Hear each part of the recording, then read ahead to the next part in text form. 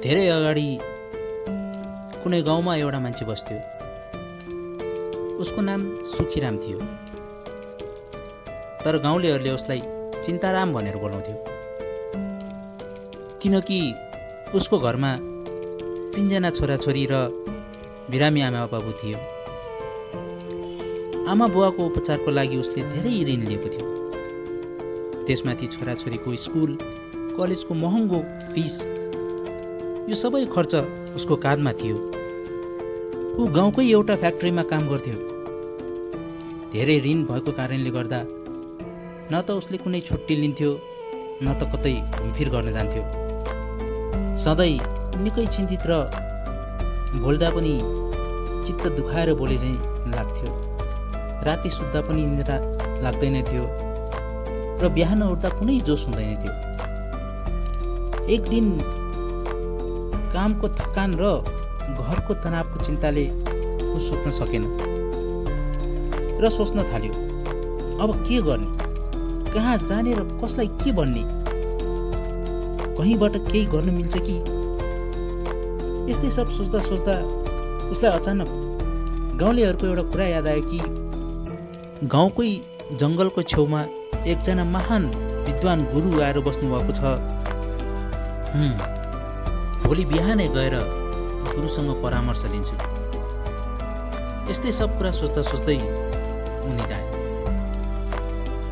भोलिपल्ट बिहानै नुहाई धुवाई गरेर ऊ गुरु कहाँ जान थाल्यो। गुरु जङ्गलकै छेउमा कुटी बनाएर बसिरहेका थिए। जब चिन्ताराम गुरु कहाँ पुग्यो, गुरु भर्खरै ध्यान सकाएर उठ्न लागेका थिए। चिन्तारामलाई देखेर गुरुले मन्द मुस्कुराउँदै भन्नुभयो, आऊ यहाँ बस्दै गर, म स्नान गरेर लुगा फेरेर आउँछु। केही समयपछि गुरु लुगा फेरेर आउनुभयो र चिन्तारामलाई सोध्नुभयो के समस्या छ। चिन्तारामले पनि आफ्ना सबै पेरी विस्तार सुनायो। सबै कुरा सुनेपछि गुरुले मुस्कुराउँदै भन्नुभयो, निकै चिन्तित छौ, तर मसँग उपाय छ। उपाय छ भन्ने सुन्ने बित्तिकै चिन्ताराम खुसीले झुम्न थाल्यो र भन्यो, गुरु के उपाय छ। गुरुले पनि एउटा ग्लासमा आधा पानी भरेर चिन्तारामलाई दिँदै भन्नुभयो, लौ यो ग्लासलाई एउटै हातले मात्र समाऊ। चिन्तारामले पनि ग्लासलाई एउटा हातले समायो। त्यसपछि गुरुले मुस्कुराउँदै सोध्नुभयो, के गरौँ छ त। चिन्तारामले पनि हाँस्दै भन्यो, गुरु आधा ग्लास पानी पनि के गराउनुहुन्छ। गुरुले पनि हाँस्दै भन्नुभयो, ठिकै छ, अब यो ग्लासलाई यसरी नै समाइराख। समय बित्दै गयो। 10 मिनट भयो, केही भएन। 20 मिनटपछि चिन्तारामको हात काम्न थाल्यो। 30 मिनटपछि उसको हात थाकेर दुख्न थाल्यो। त्यसपछि गुरुले फेरि सोध्नुभयो, अब ग्लास कतिको भारी भयो। चिन्तारामले भन्यो, गुरुजी सुरुमा त यो ग्लास खासै भारी थिएन, तर अहिले त निकै गरुङ्गो भयो, हातै झर्ला जस्तो भयो गुरु। गुरुले फेरि मुस्कुराउँदै भन्नुभयो, हो, तिम्रो समस्या पनि यस्तै हो, जसको कुनै तौल छैन, तर तिमी त्यसलाई दिन रात पोखिरहन्छौ। न त विश्राम गर्छौ, न त हलुको बनाउने कुनै उपाय खोज्छौ। हे चिन्ताराम, समस्याको समाधान प्रयासले हुन्छ, चिन्ताले होइन। चिन्ता समाधान होइन, त्यो त समाधानतर्फको बाटो बन्द गर्ने एउटा अन्धकार हो। चिन्ताराम गुरुको कुरा एकदमै गम्भीर भएर सुनिरहेका थिए। गुरुले फेरि भन्नुभयो, तिमी ग्लास छोड्न किन डराउँदैछौ, कि ग्लास टुट्छ फुट्छ भनेर हो। यदि यसो हो भने तिमी आफै टुट्नेछौ। यो वाक्य चिन्तारामको मनमा निकै गहिराइसम्म पुग्यो। गुरुको यस्तो कुरा सुनेर चिन्ताराम निकै खुसी हुँदै घर फर्क्यो। त्यस दिनदेखि चिन्तारामले आफ्नो जीवनमा नयाँ अभ्यासहरू गर्न थाल्यो।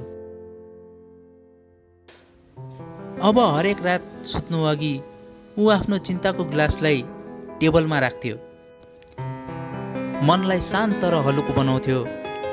हरेक बिहान खुसी भएर उठ्थ्यो। आफूले आफूलाई समय दिन्थ्यो र हरेक समस्याको सूची बनाएर समाधान खोज्थ्यो। सबैसँग हाँसेर व्यवहार गर्थ्यो। केही समयपछि ऊ फेरि गुरुलाई भेट्न गयो।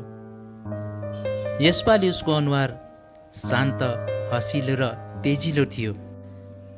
त्यसपछि गुरुले उसलाई सोध्नुभयो, के गिलास अझै पनि भारी छ? चिन्तारामले पनि शान्त स्वरमा भन्यो, छैन गुरु, ग्लास भारी छैन। किनकि आजकल म त्यो ग्लास केही समय बोकेर बिसाइहाल्छु। गुरुले पनि हँसिलो अनुहार बनाएर भन्नुभयो, यसको मतलब अब चाहिँ तिमी साँच्चीकै सुखीराम भएछौ। गुरुले यसो भन्ने बित्तिकै दुवैजना जोडले हाँस्न थाले। हामी सबैको जिन्दगीमा पानीले भरिएको एउटा चिन्तायुक्त ग्लास हुन्छ। हामी त्यो ग्लासलाई दिनभरि बोक्छौँ र थाक्छौँ। त्यसैले समयमै त्यो ग्लासलाई कतै बिसाउनुपर्छ र समाधानको बाटो खोज्नुपर्छ। कहिलेकाहीँ समस्या समाधान गर्नु अघि मन र मस्तिष्क शान्त र हल्का पार्न जरुरी हुन्छ। तपाईहरुलाई यो भिडियो कस्तो लाग्यो? भिडियो मन पर्यो भने एउटा लाइक गरिदिनु होला। साथै यो भिडियोलाई तपाईको साथीहरुसँग शेयर गरिदिनु होला। साथै मसँग जोडिन मलाई सब्स्क्राइब र फलो पनि गरिदिनु होला। कुनै प्रतिक्रिया वा सुझाव भए तल कमेन्टमा लेखिदिनु होला।